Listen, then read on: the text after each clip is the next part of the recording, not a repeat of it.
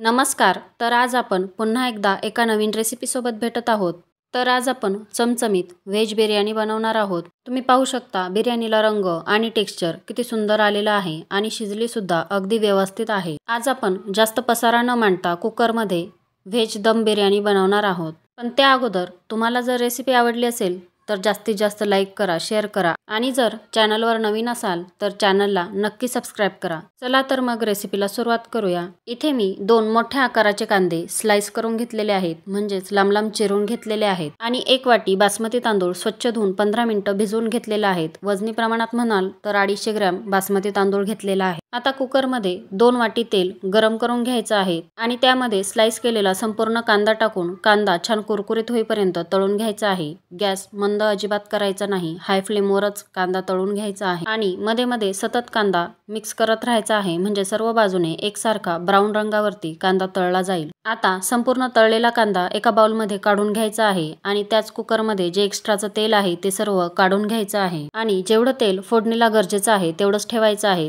त्यामध्ये अर्धा इंच दालचिनी, 1 मसाला विलायची, 2 हिरवी वेलची, अर्धा चमचा शाही जिरं, 5 लवंगा, 5 मिरे, 2 तमालपत्र, 1 जावित्री आणि 1 चक्री फूल टाकायचं आहे. हे सर्व मसाले मंद गॅसवरती व्यवस्थित परतवून घ्यायचे आहे. त्यानंतर त्यामध्ये 1 बारीक चिरलेला टोमॅटो टाकायचा आहे आणि हे सर्व मंद गॅसवरती परतवून घ्यायचं आहे. परतवून झाल्यानंतर त्यामध्ये 1 वाटी वाटाणा, 1 वाटी लांब चिरलेला गाजर आणि 1 वाटी फ्लावर टाकायचं आहे. हे सर्व स्वच्छ धुवून टाकायचं आहे. भाज्या तुम्ही तुमच्या आवडीनुसार कमी जास्त करू शकता आणि या सर्व भाज्या व्यवस्थित तेलावरती परतवून घ्यायच्या आहेत. त्याचबरोबर 2 मीडियम आकाराचे बटाटे साल काढून मोठे मोठे काप करून स्वच्छ धुवून टाकायचे आहेत आणि ते सुद्धा व्यवस्थित परतवून घ्यायचे आहेत. त्यानंतर त्यामध्ये 1 चमचा लाल तिखट पावडर, अर्धा चमचा हळद पावडर आणि 2 चमचे बिर्याणी मसाला टाकायचा आहे आणि व्यवस्थित सर्व भाज्या परतवून घ्यायच्या आहेत. आणि त्यानंतर त्यामध्ये 1 चमचा आलं लसूणची पेस्ट टाकायची आहे आणि पुन्हा एकदा व्यवस्थित मिक्स करून घ्यायचं आहे. त्यानंतर अर्धा कप दही टाकायचं आहे. दही टाकताना व्यवस्थित फेटून घ्यायचं आहे अगोदर. शक्यतो दही जास्त आंबट घ्यायचं नाही आणि जर आंबट दही असेल तर कमी टाकायचं, जास्त टाकायचं नाही. दही टाकल्यानंतर पुन्हा एकदा सर्व भाज्या व्यवस्थित परतवून घ्यायच्या आहे आणि त्यानंतर ज्या भांड्यामध्ये आपण दही घेतलं होतं त्याच भांड्यामध्ये थोडंसं पाणी टाकून ते पाणी सुद्धा भाज्यांमध्ये टाकायचं आहे. त्यानंतर चवीनुसार मीठ टाकायचं आहे आणि त्यानंतर 1 वाटी पनीरचे क्यूब टाकायचे आहे. पनीर पूर्णतः ऑप्शनल आहे, नसेल तर नाही टाकलं तरीही चालेल. आणि आता कुकरवरती अलगद झाकण ठेवून भाज्या शिजवून घ्यायच्या आहे. कुकरची शिटी करायची नाही. भाज्या शिजेपर्यंत कढईमध्ये 2 ते 3 ग्लास पाणी घ्यायचं आहे. त्यामध्ये 1 मसाला वेलची, अर्धा इंच दालचिनी, 2 तमालपत्र, अर्धा चमचा शाही जिरे टाकायचे आहे. त्याचबरोबर 2 चमचे तेल आणि चवीनुसार मीठ टाकायचं आहे. मीठ थोडं जास्त टाकायचं आहे. एवढं सगळं टाकून झाल्यावर पाणी खळखळ उकळून घ्यायचं आहे. त्यानंतर त्यामध्ये अर्धा लिंबाचा रस टाकायचा आहे. त्यानंतर भिजत घातलेले तांदूळ टाकायचे आहे आणि 5 मिनिटांसाठी व्यवस्थित तांदूळ शिजवून घ्यायचे आहे. तांदूळ फक्त आपल्याला तुटेल इथपर्यंत शिजवायचे आहे, म्हणजे 70 ते 80%. हातात घेतल्यानंतर तांदळाचा तुकडा पडेल इतका तांदूळ शिजलेला हवा. आता इथे तांदूळ व्यवस्थित शिजून झालेले आहेत. एका चाळणीमध्ये टाकून तांदळामध्ये जे पाणी आहे ते सर्व निथळून घ्यायचं आहे. त्याचबरोबर तांदूळ शिजायला जे पाणी आपण वापरलेलं आहे ते पाणी सुद्धा थोडंसं काढून घ्यायचं आहे. आता आपल्या भाज्या सुद्धा 70 ते 80% शिजलेल्या आहेत. त्याचबरोबर तांदूळ सुद्धा आपण ताटामध्ये पसरवून ठेवलेला आहे. आता आपण बिर्याणीची लेअर लावून घेऊया. त्यासाठी अर्ध्या भाज्या एका डिशमध्ये काढून घ्यायच्या आहे आणि अर्ध्या कुकरमध्ये तशाच ठेवायच्या आहे, म्हणजेच डबल लेअर लावायचा आहे त्यासाठी. आता भाज्यांवरती तळलेला कांदा टाकायचा आहे थोडासा. त्यानंतर त्यावरती भाताचा लेअर लावायचा आहे.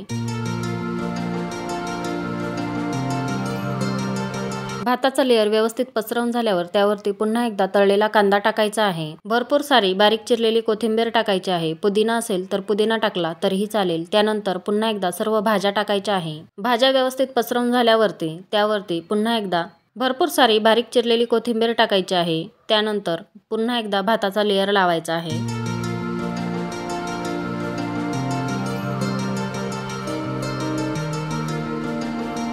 पुन्हा एकदा भरपूर सारा तळलेला कांदा टाकायचा आहे. बारीक चिरलेली कोथिंबीर टाकायची आहे आणि इथे मी 2 ते 3 चमचे पाण्यामध्ये चिमूटभर खाण्याचा पिवळा रंग टाकलेला आहे.